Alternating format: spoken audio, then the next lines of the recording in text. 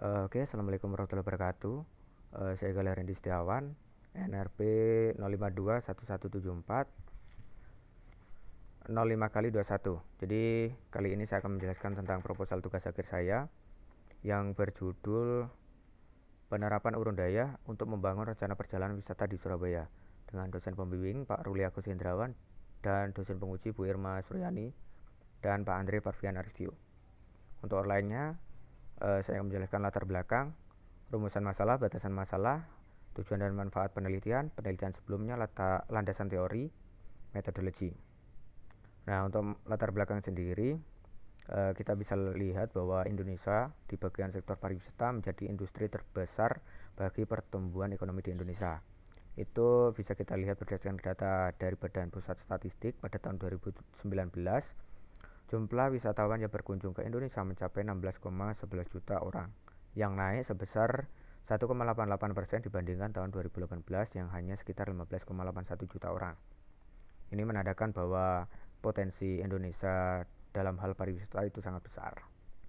Nah, salah satu kota yang memiliki potensi tersebut itu adalah kota Surabaya. Kota Surabaya itu memiliki lebih dari 300 kebudayaan lokal yang terdiri dari seni pertunjukan hingga makanan khas. Nah, kalau dilihat dari data statistik, kota Surabaya ini itu termasuk dalam kota yang paling banyak dikunjungi oleh wisatawan. Itu bisa kita lihat dari data statistik tahun 2018 yang menunjukkan sekitar 1,7 juta wisatawan mancanegara dan 27 juta wisatawan Nusantara atau wisatawan lokal yang berkunjung ke kota Surabaya. Itu lebih besar dibanding dengan kota-kota lain yang ada di Jawa Timur, seperti halnya Malang. Kalau Malang itu hanya sekitar 100.000 wisatawan mancanegara dan 7 juta wisatawan Nusantara yang berkunjung ke sana. Nah, ini membuktikan bahwa Surabaya itu kota yang paling banyak dikunjungi. Dengan banyaknya wisatawan yang berkunjung ke kota Surabaya, itu juga meningkatkan kebutuhan informasi yang nantinya akan dibagikan kepada calon wisatawan baru, sehingga wisatawan baru itu dapat berkunjung ke Surabaya itu dengan nyaman. Nah, untuk saat ini calon wisatawan baru itu mendapatkan informasi itu hanya bisa melalui internet seperti Google, Facebook, Instagram, YouTube, dan media sosial lainnya. Informasi yang diposting atau dibuat yang ada di internet ini itu dibuat oleh influencer ataupun blogger. Nah, informasi yang dipost atau diposting oleh influencer dan blogger ini itu memiliki kredibilitas yang rendah karena hanya berdasarkan pemahaman pengguna saja. Jadi ketika menulis itu tergantung dari emosi penggunanya saja. Alhasil informasi yang disampaikan itu kurang akurat dan kurang kredibel. Sehingga di penelitian ini, penelitian tugas akhir ini itu menerapkan urun daya atau sistem crowdsourcing untuk pengumpulan data yang nantinya diolah sehingga menjadi data rekomendasi dengan menggunakan metode collaborative filtering.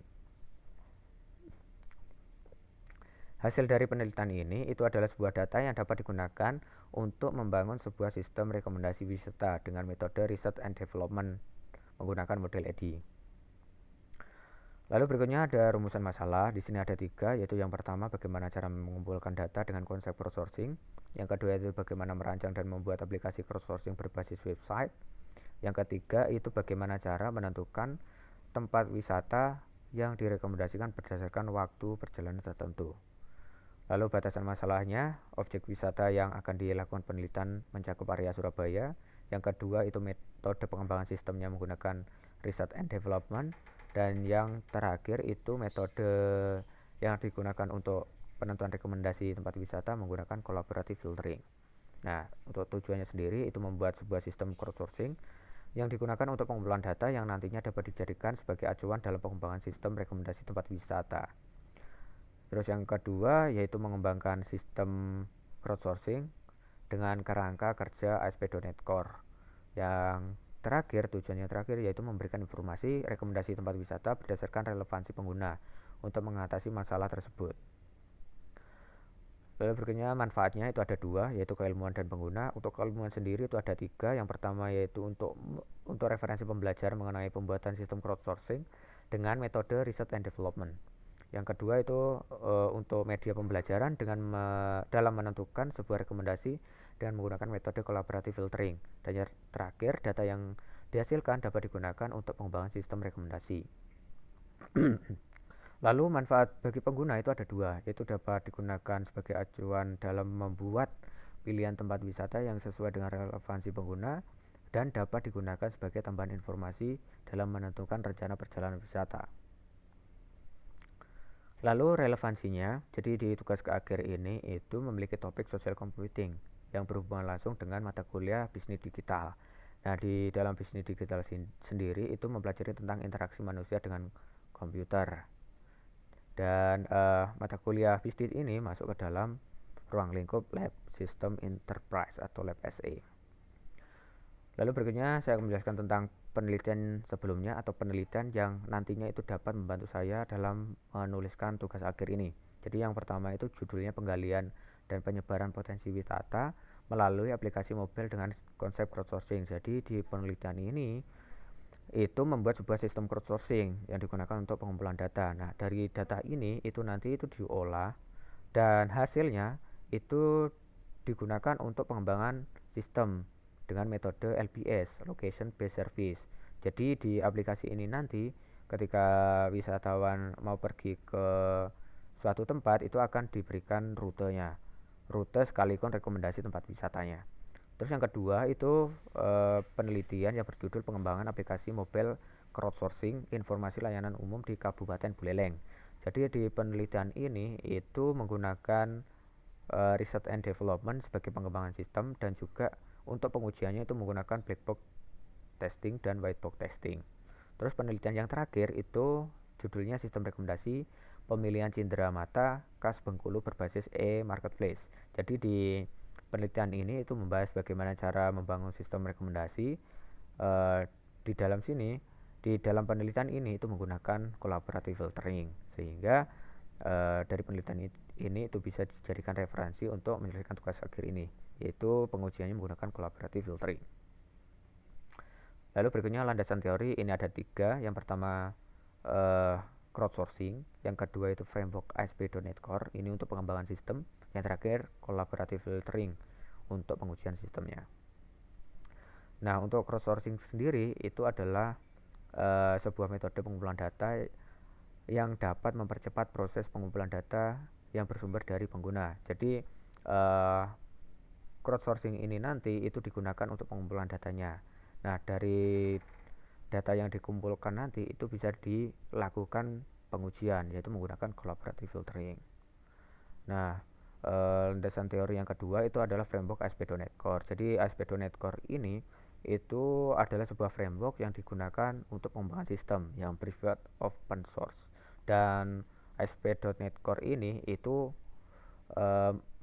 bisa cross platform. Jadi misalkan membuat sebuah sistem itu bisa cross platform, misalkan website dengan Android begitu. Dan juga di framework ASP.NET Core ini memiliki banyak library yang dapat digunakan untuk mempermudah pengembangan. Jadi kenapa peneliti menggunakan framework ASP.NET Core, yaitu untuk mempermudah dalam membangun sistemnya, karena di dalam framework ini tuh menyediakan fitur-fitur atau layanan-layanan yang mumpuni.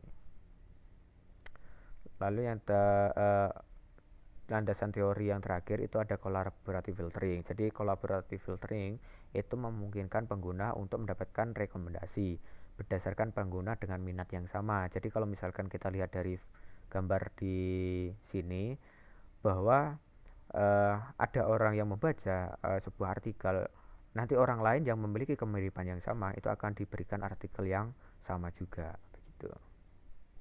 Nah, berikutnya adalah metodologi. Jadi di penelitian tugas akhir ini itu diawali dengan start, lalu berikutnya itu studi literatur, dan setelah studi literatur itu mengikuti metodologi yang ada di metode research and development, yaitu analisis, design, development, implementation, dan evaluation. Di bagian analisis, di sini ada proses analisis kebutuhan data dan analisis kebutuhan sistem.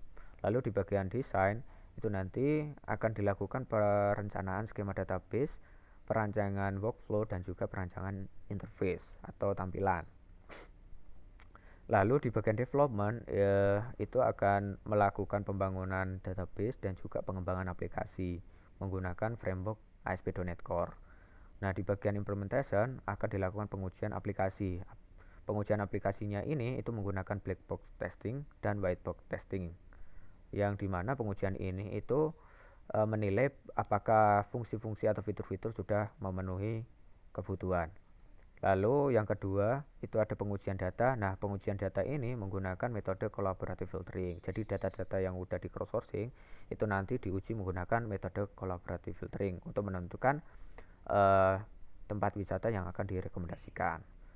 Lalu berikutnya ada evaluation. Jadi evaluation ini adalah informasi tentang sistem yang nantinya itu akan dikembangkan ketika nanti ada permasalahan atau kurang tepat di bagian pengujian, nanti akan dilakukan evaluasi. Nah, dari evaluasi ini ada